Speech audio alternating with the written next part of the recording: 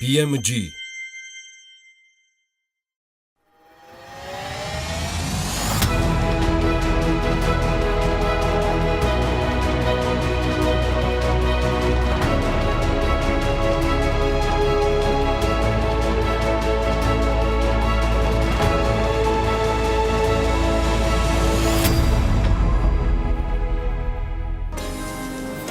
ეკონომიკური პოლიტიკის კვლევის ცენტრი და ატლანტიკური საბჭო დღეს საღამო 7 საათზე ძალიან საინტერესო დისკუსიას გეგმავენ, რომლის მთავარი თემაც ამჯერად ეს ჟღერს თავისუფლების დღის წესრიგი მომდევნო 100 წლის განმავლობაში. თავისუფლება, ეკონომიკა და პოლიტიკაც ამ შემთხვევაში სრულად ჯადოსნური სიტყვებია, რომლებიც BMG-ის გუნდისთვის არათუ საინტერესოა, ეს ჩვენი ყოველდღიურობაა, ჩვენი ღირებულებების, ჩვენი წამსის ნაწილია, მით უმეტეს რომ საქართველოში სტუმრად გვყავს ქვეყნის და ჩვენი ძალიან დიდი მეგობარი ფლორიდის საერთაშორისო უნივერსიტეტის უფროსი ანალიტიკოსი. დევიდ კრემერისთვის დილა, რა თქმა უნდა, საქმიანად დაიწყება და ვინ თუ არა, ალექსი პეტრიაშვილი, ამჯერად უკვე ელენე კванჭილაშვილთან ერთად იქნებიან მისი მასპინძლები, თუმცა სანამ თავად ნინო ევგენიძეს უმასპინძლებთ IPRC-ის ხელმძღვანელს, კვადროვეთ ცოტა, ნინოც შემოგვიერთება სულ მალე ელენე კванჭილაშვილთან ერთად, ამაზე ოდნავ მოგვიანებით დაახლოებით საათ ნახევარში. ამ შემთხვევაში კი სატელევიზიო ალავერტს ჯერჯერობით გადავდივარ ბუკა პეტრიაშვილთან, ბუკა დილამშვიდობის. დილამშვიდობის. ძალიან საინტერესო სტუმარი გყავს დღესაც და მე მგონი იმ შენი სოციალურ ქსელში დაანონსებისას არ იყოს ახთა ჩემი ჩინური წყევლა ამ კვირაში და არ გვეყო ნამდვილად ეთერი და იმდენი რამ არის სალაპარაკო, თან დევიდი ჩამოგვივიდა. დილამშვიდობის გიორგი, ანა, მივესალმებით ტელემაყურებელს. David, good morning. Let me welcome you.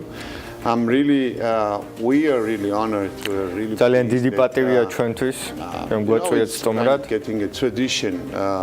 ეს ერთგვარ ტრადიციად იქცა. Month and a half that every important გასული თვიდან რომ ყოველ მნიშვნელოვანი is taking its start here. ყოველ მნიშვნელოვანი ღონისძიება სათავეს იღებს აქ BMG-ში. Best speakers და საუკეთესო სპიკერები და საქართველოს მეგობრები, რომლებიც ჩვენს ქვეყანაში ჩამოდიან, იწყებენ საკუთარ ბიზნეს დილას. საკუთარ განრიგს აქ ბიზნეს მედიაში. A few words to the presentation of David Kramer. David Kramer's პრეზენტაციაზეც მინდა წარსადგენად მინდა რამდენიმე სიტყვა ვთქვა, რომელიც ადამიანთა უფლებისა და დემოკრატიის მიმართულებით არის ანალიტიკოსი, ძალიან კარგი მეგობარი საქართველოსი, რომელიც ჩართული იყო ძალიან ბევრი მნიშვნელოვანი მოვლენებში, რომელიც დაკავშირებულია ქართულ, ამერიკულ, ტრანსატლანტიკურ თანამშრომლობასთან და მისი დახმარება იყო საკმაოდ მნიშვნელოვანი საქართველოს ევროატლანტიკური ინტეგრაციის დაწინაურების მიმართულებით. დილამშვიდობისადავით კიდევ ერთხელ კეთილი იყოს თქვენი მობრძანება საქართველოში, საქართველოს ხვალ აღნიშნავს დამოუკიდებლობის 100 წლის თავს. You have mentioned that today is different. თქვენ არაერთხელ აღნიშნეთ, რომ დღეს საქართველოს არის განსხვავებული, ვიდრე ის იყო 100 წლის წინ. არის ბევრად უფრო ძლიერი, ყავს ბევრად უფრო მეტი მეგობარი, მაგალითად ამერიკის შეერთებული შტატები. თქვენ ქონდათ შესანიშნავი განხილვა შემდეგი 100 წლის შესახებ თქვენს ღონისძიებაზე. მე არ მინდა რომ ყველა თქვა დეტალი დავასახელოთ, მაგრამ მოკლევადიან პერსპექტივაში 3-დან 5 წლამდე შეგიძლიათ თუ არა გითხრათ 3 მთავარი საკითხი, რომელიც უნდა იყოს საქართველოს დღის განრიგში, საქართველოს მთავრობის დღის განრიგში, როგორც შიდა, ასევე საგარეო პოლიტიკის მიმართულებით. დიდი მადლობა მოწვევისათვის, ჩემთვის პატივია ყოფნა. გილოცავთ გადაცემას და თქვენი გადაცემის ამოწყებას, ასევე მინდა მივესალმო მაყურებლებს. სამწუხაროდ მე არ ვიცი ქართული ენა. შესაძლოა შემდეგ ჯერზე ვისაუბრო ქართულად. ძალიან მიხარია რომ დავბრუნდი. ეს არის ქვეყანა, რომელსაც ძალიან დავუახლოვდი და ვცდილობ ჩამოვიდე საქართველოში ძალიან ხშირად. და ყოველთვის ძალიან დიდ შთაბეჭდილებას ახსენს ჩემზე ის თბილი სტუმართმოყვარეობა, რომელსაც ქართველი ხალხი გამოხატავს ჩემი აზრით. ქვეყანას წინ უძღვის არაერთი გამოცდა და გამოწვევა იმისათვის, რომ შეინარჩუნოს დემოკრატიული კურსი და ჩემი აზრით საქართველოს უკვე დაადასტურა, რომ მას აქვს ამის პოტენციალი.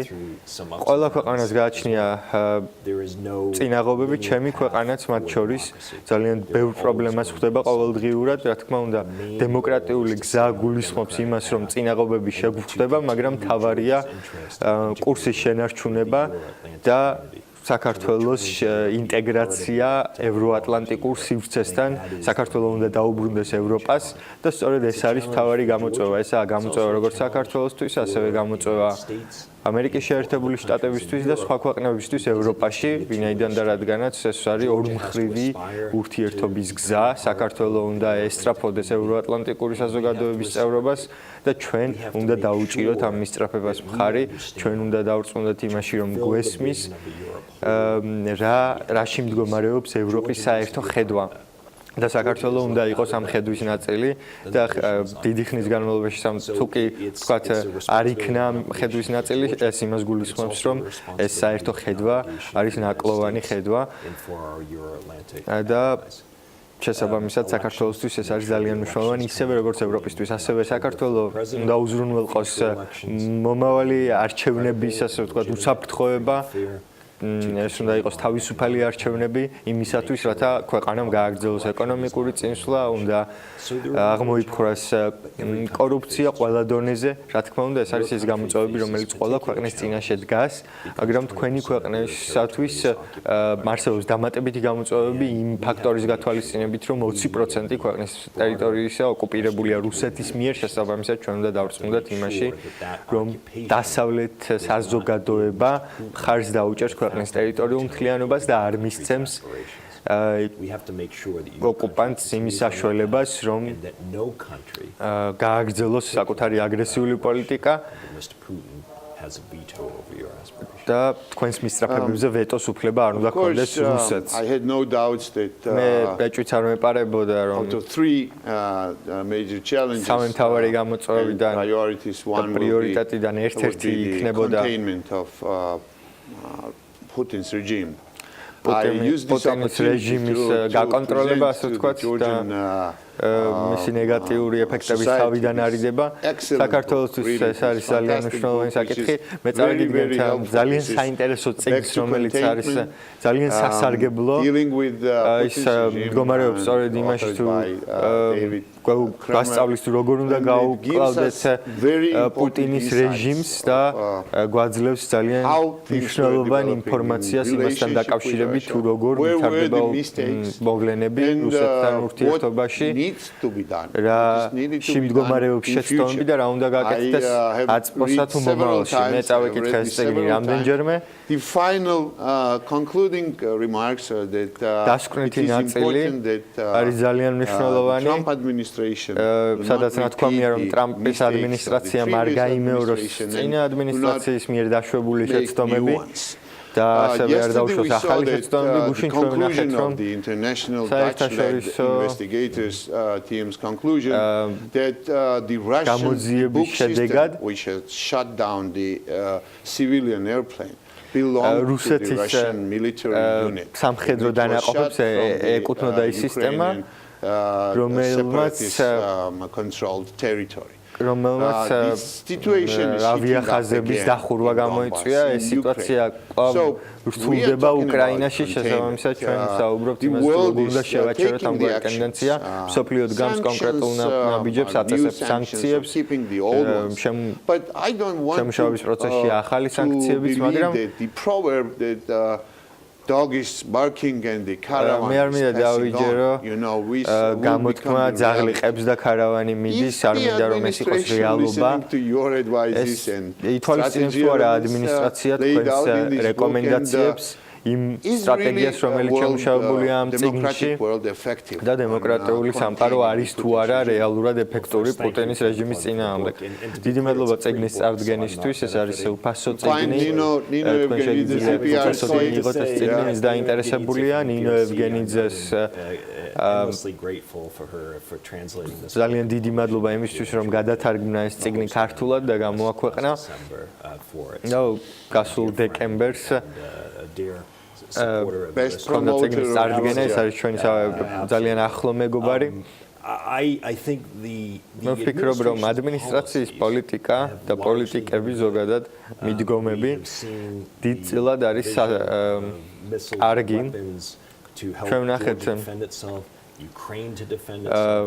ისეთი სარაკეტო თავდაცვის პროგრამა, რომელიც სარაკეტო პროგრამის წარდგენა, რომელიც უკრაინასა და საქართველოს თავდაცვაში ეხმარება.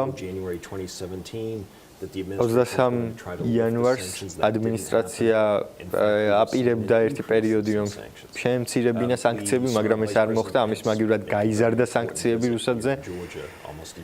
და თითქმის ერთი წლის წინ საქართველოს ეწვია ამერიკის შეერთებული შტატების ადმინისტრაციის წევრი, იმისათვის, რათა განემტკიცებინა ქვეყნებს შორის ურთიერთობა და მხარდაჭერა მუდმივად ჟღერდება და მუდმივად ხედავთ ჩვენ ამ მხარდაჭერას, რომელიც გამოითქმის ფიქსირდება ამერიკის შეერთებული შტატების მხრიდან.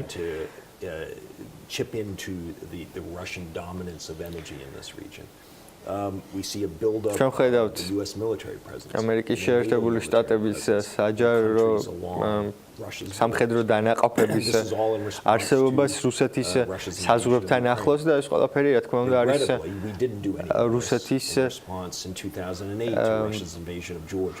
რუსეთის თავდასხმის პასუხი უკრაინაზე. სამწუხაროდ ჩვენ ეს ყველაფერი ვერ გავაკეთეთ 2008 წლის აგვისტოს ომში, ვერ გავეცით სათანადო პასუხი პუტინის აგრესიას. შესაბამისად, ეს იყო ჩვენი შეცდომა, მაგრამ შეგვიძლია ვთქვათ, რომ ზოგად ჭრილში ამერიკის შეერთებული შტატების ადმინისტრაციის პოლიტიკა არის საკმაოდ სასარგებლო და ეფექტურიც, თუკი გადავხედავთ იმ ადამიანებს, რომლებიც ამ ყველაფერში არიან ჩართულნი, ისინი არიან საკუთარი საქმის პროფესიონალები, მათ იციან რა საკეთებენ.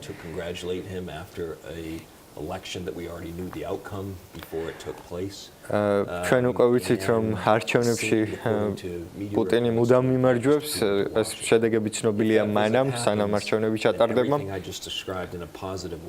და თუ კი გაგრძელდება რუსეთის აგრესია, მაშინ ყველაფერი რაც ჩამოთვალე, ყველა ეს პოლიტიკა, რომელსაც ამჟამად აწარმოებს ამერიკის შეერთებული შტატების ადმინისტრაცია, შეიძლება აღმოჩნდეს აბსოლუტურად უსარგებლო და არაეფექტური, ამიტომ აუცილებელია ამერიკის შეერთებული შტატების კონგრესის მხარდაჭერა საქართველოს მიმართ. მინდა ჩავერთო ამ საუბარში, ჩვენ უკვე აღნიშნეთ სანქციები, ეკონომიკური სანქციები არის ერთ-ერთი საშუალება იმისათვის, რომ რეჟიმ პუტინის და რუსეთის აგრესიულ რეჟიმს გაუმკლავდეს საერთაშორისო საზოგადოება. არის თუ არა ეს სანქციები სასარგებლო დღეს, ახალ კონტექსტში, როდესაც ხედავთ, რომ ნავთობის ფასები თანდათან იზრდება. The drop in the price of oil starting in late 2013 into 2014 had a bigger impact on the Russian economy. ძალიან დიდი გავლენა აქვს ნავთობის ფასის ზრდასა თუ შემცირებაზე რუსეთის ეკონომიკაზე. 2014 წელს დაწესებულ სანქციას ჩემი აზრით ჰქონდა კონკრეტული შედეგი და ეს შედეგი იყო ის, რომ პუტინს აღარ მიეცა საკუთარი აგრესიის შემდგომი გავრცელების საშუალება. ეს არ იყო, რა თქმა უნდა, საუკეთესო მეთოდი ამ ყველაფრის შესაჩერებლად, მაგრამ პუტინი იძულებული გახდა, რომ შეეჩერებინა აგრესია. უკრაინის შემთხვევაში ძალიან მძიმე სიტუაცია შეიქმნა და შესაბამისი სანქციები ასევე შემოღებულ იქნა. და ყველა იმ სპეციფიკურ სანქციას, რომელიც რუსეთის მიმართ იქნა წარმოებული და შემოღებული, ჰქონდა სპეციფიკური შედეგი.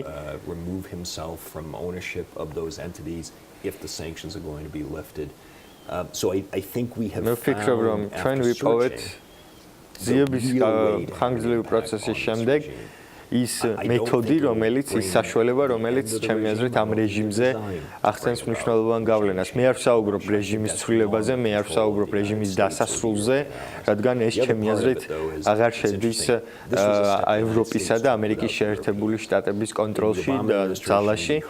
მე ვსაუბრობ ამ რეჟიმის გაკონტროლებაზე. ამერიკის შეერთებული შტატებისა და ევროკავშირის თანამშრომლობა სანქციების მიმართ და ამ სანქციების ფარგლებში არის ძალიან მნიშვნელოვანი.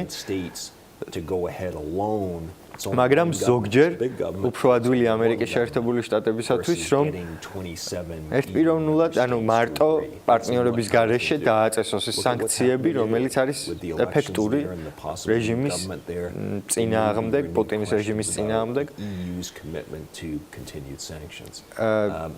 დღის წესრიგში ხშირად დგება ევროკავშირის ჩართულობა, რამდენად უჭერს ევროკავშირი, ვთქვათ, ამ სანქციებს მხარს, პირადი ინტერესები გააჩნია მათ, ამიტომ ჩემი აზრით ამერიკის შეერთებული შტატების გადაწყვეტილება ამ შემთხვევაში უფრო მნიშვნელოვანია.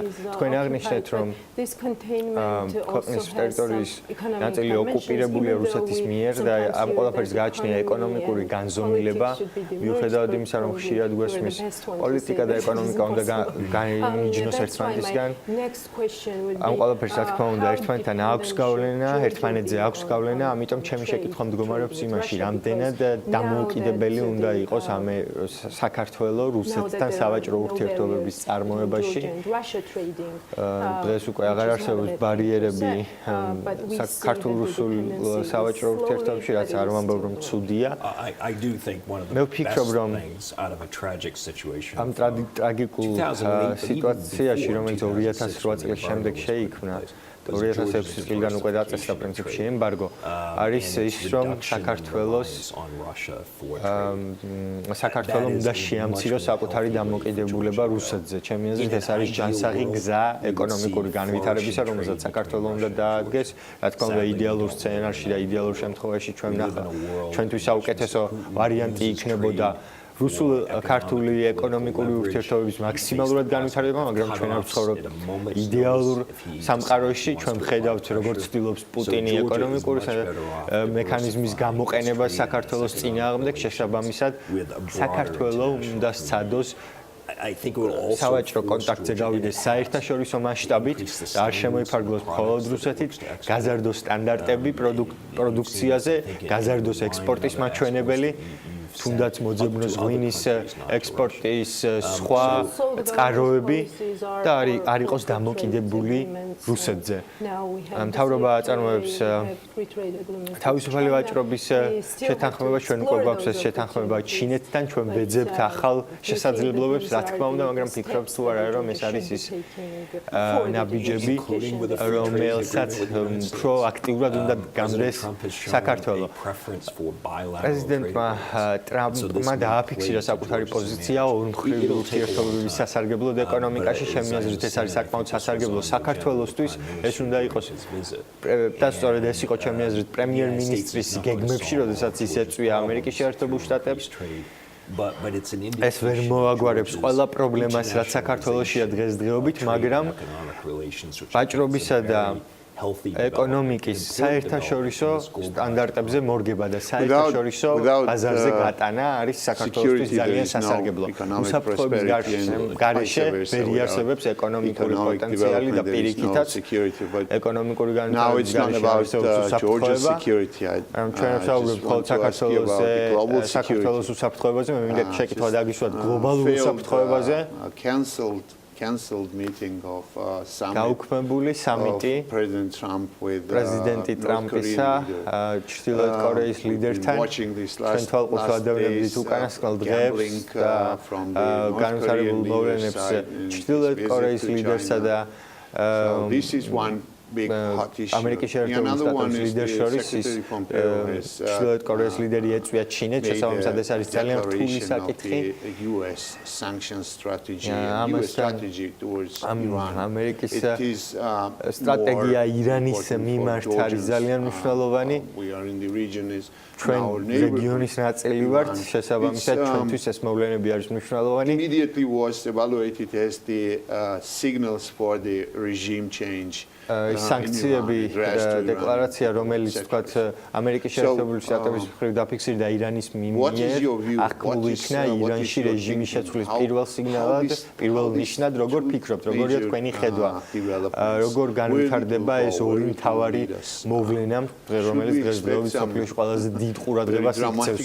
უნდა ველოდოთ თუ არა მოვლენების დრამატულ განვითარებას, თუ უნდა გქონდეს დიპლომატიური პრობლემის დიპლომატიურად მოგვარების იმედი.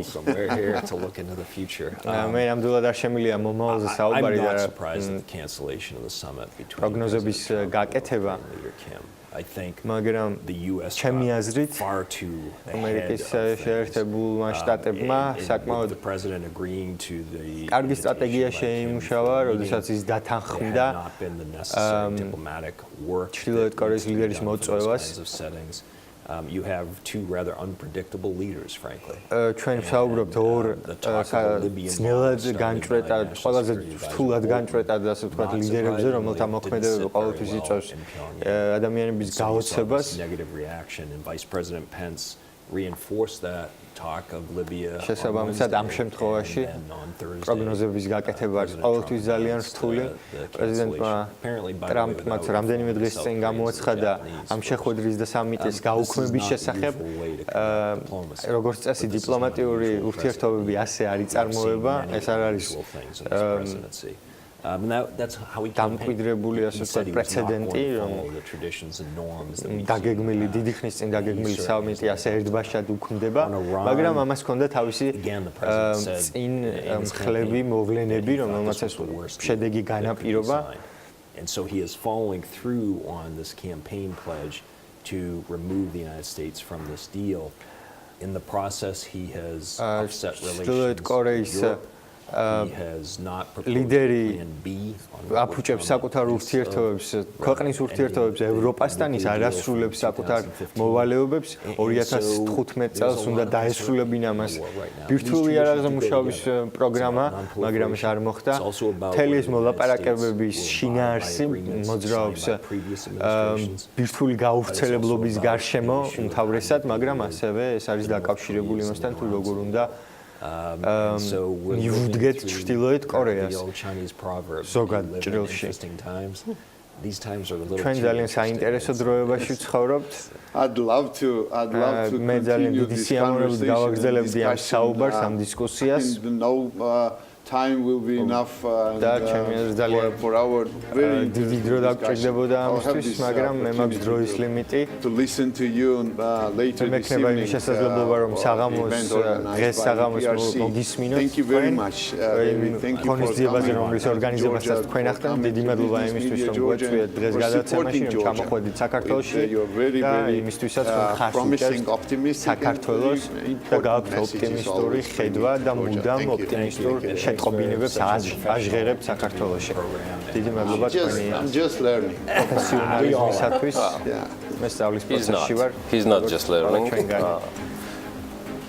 ის გუნჩია და საკმაოდ წარმომადგენლობით. მადლობა ბუკა პეტრიაშვილს, მადლობა ელენე კვანჭილაშვილის ჩართულობისთვის. დევიდ კრემერს გავიმეორდები, რაც ჩვენმა წამყვანებმა ბრძანეს მუდმივი მხარდაჭერისთვის საქართველოს მიმართ. ფლორიდის საერთაშორისო უნივერსიტეტის უფროსი ანალიტიკოსი წეღან ნინო ევგენიძეს ვეუბნებოდი. დევიდ კრემერი სადაც არ უნდა იყოს, მას მიყვება ის ავტორიტეტი და ის სიტყვის ძალა, რაც მის ნებისმიერ ნარატივსთან დაყვება და მართლა წარმოუდგენელია, რომ ეს ეთერი საკმარისი ყოფილიყო. კიდევ ერთხელ მადლობა ბუკა პეტრიაშვილს და ელენე კვანჭილაშვილს. ასევე სიმართლეა, რომ დღეს ყველანი საღამო 7 საათზე დევიდ კრემერის და სხვების ძალიან საინტერესო პანელს შეუერთდებით და მოვისმენთ უფრო მეც, ვიდრე ამას სატელევიზიო ეთერი დაიტევდა. შოთა ღვინერია იქნება სხვათა შორის მოდერატორი ამ პანელისა, მინდა მასაც აქედან მივესალმო. მიულოცო დამოუკიდებლობის დამდეგი დღე. ჩვენ გავალთ რეკლამაზე. რამდენიმე შევაწუხებთ დევიდ კრემერს ავტოგრაფებზე მისი წიგნისა, რომელიც უკვე ჩვენ სოციალურ ქსელში არის და ბატონო, კიდევ ერთხელ ვისაც არ აგავთ.